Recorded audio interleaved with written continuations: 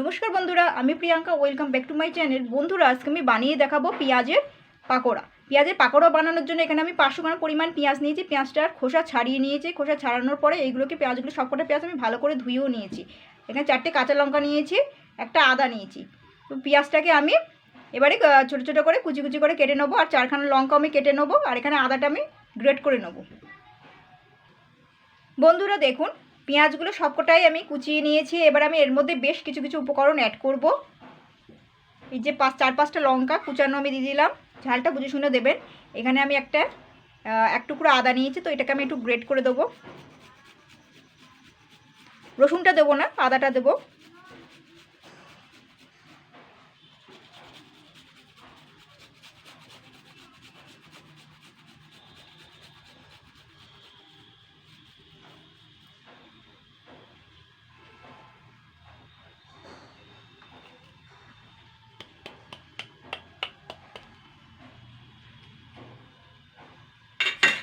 আর দিচ্ছি নুন আর চিনি স্বাদ মতন।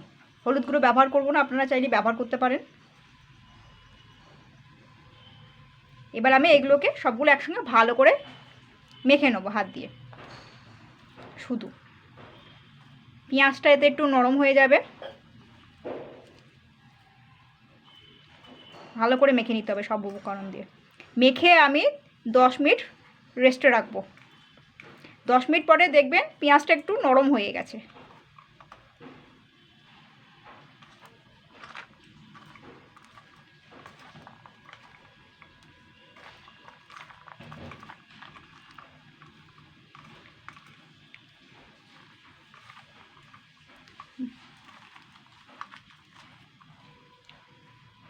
ছাড়িয়ে ছাড়িয়ে দিতে হবে পেঁয়াজগুলো। ব্যাস এইভাবে থাকবে। 10 মিনিট পরে ফিরে আসছি। বন্ধুরা, আমি 10 মিনিট পরেই ফিরে আসছি। তো পেঁয়াজটা পুরোপুরি দেখুন ভিজে গেছে, আর ওই একদম পুরো নরম হয়ে গেছে। নুন আর চিনিতে মাখানো ছিল, মাখতে সুবিধা হবে। আর পেঁয়াজ থেকে জলও বেরিয়েছে একটু। তো এবার আমি এর মধ্যে বেশ কিছু কিছু উপকরণ অ্যাড করব। 5 টাকা দামে ম্যাগি মশলা আমি অ্যাড করছি, পুরোটাই অ্যাড করে দেবো।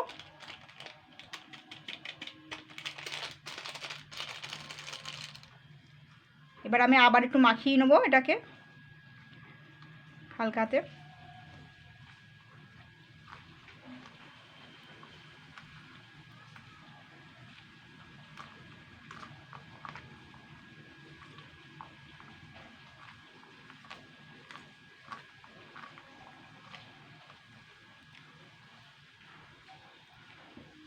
এরপরে আমি এর মধ্যে অল্প অল্প বেসন গুঁড়ো দিয়ে মাখবো। প্রথমে 1 বাটি দিয়ে দিচ্ছি, এটা দিয়ে আগে মাখবো। বেশি বেসন গুঁড়ো দিলে কি একদমই ভালো লাগবে না খেতে। তো অল্প অল্প করে দিয়ে বেসন গুঁড়ো দিয়ে মাখতে হবে। জল দিলে হবে না, পেঁয়াজটা দিয়ে জল বেরোবে, যেহেতু পেঁয়াজটা নরম হয়ে গেছে।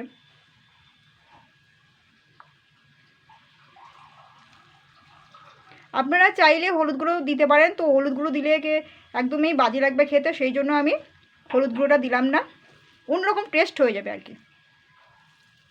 এবার অল্প অল্প বেসন দিয়ে আমি মেখে নেবো।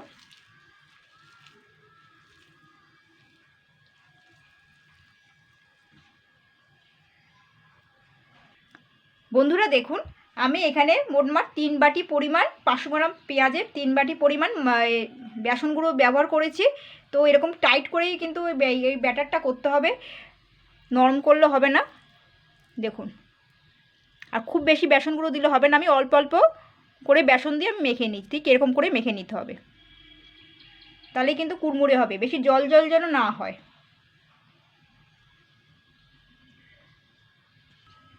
কড়াইতে আমি বেশ খানিকটা রিফাইন্ড তেল দিয়ে দিচ্ছি। তেলটা জাস্ট হালকা গরম হবে তখনই কিন্তু দিতে হবে।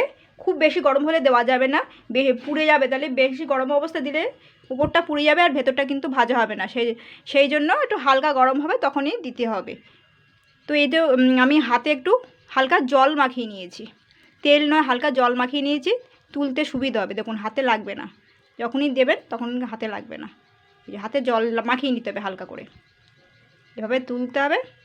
দেখুন, হাতে লাগছে না। প্রতিবার দিতে হবে, একটু হালকা করে জল মাখিয়ে নেবেন মোটমাট। এই দিলে সাইড দিয়ে দেবো। দেখুন, আর এটাই আঁচটা একদমই কিন্তু লোতে রাখতে হবে, তাহলেই ভাজাটা ভালো হবে। আমি আবার একটু হাতে জল মাখিয়ে নেবো, দিতে সুবিধা হবে।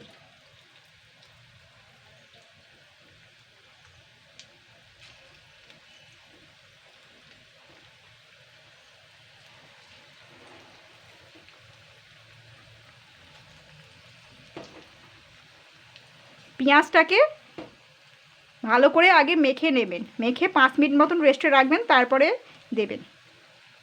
মাখাটা ভালো হলে না ভালো হবে পেঁয়াজগুলো।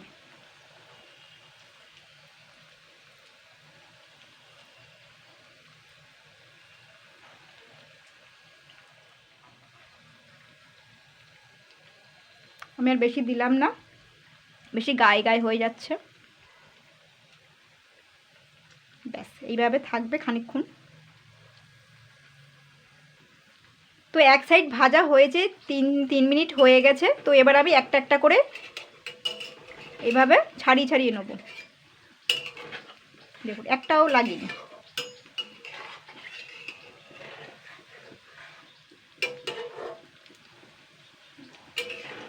এইবার আমি আঁচটা একটু বাড়িয়ে দিলাম।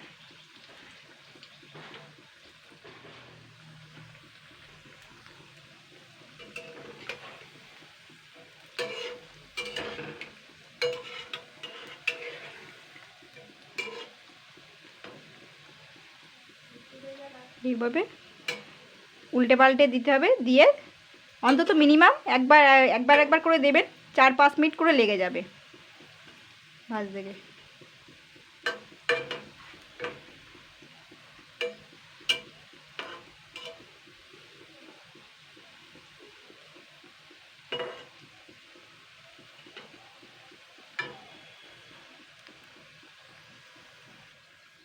তো এইগুলো ভাজা হয়ে গেছে।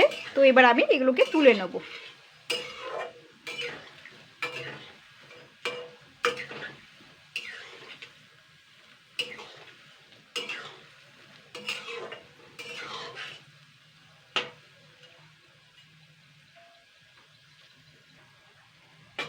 তেল ঝরিয়ে তুলতে হবে।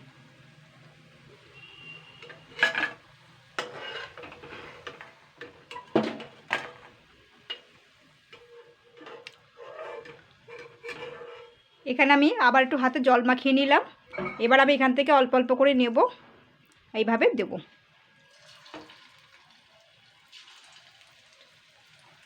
ছোট ছোট করে দিতে হবে।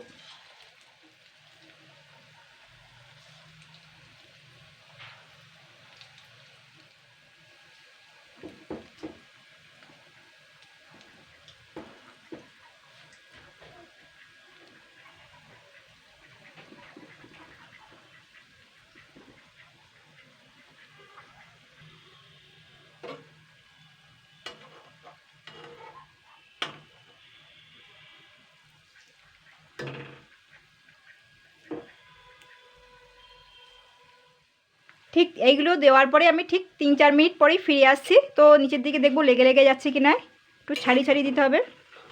দেখুন একটাও লেগে যায়নি কড়াইতে। একদমই কম আঁচে ভাজতে হবে।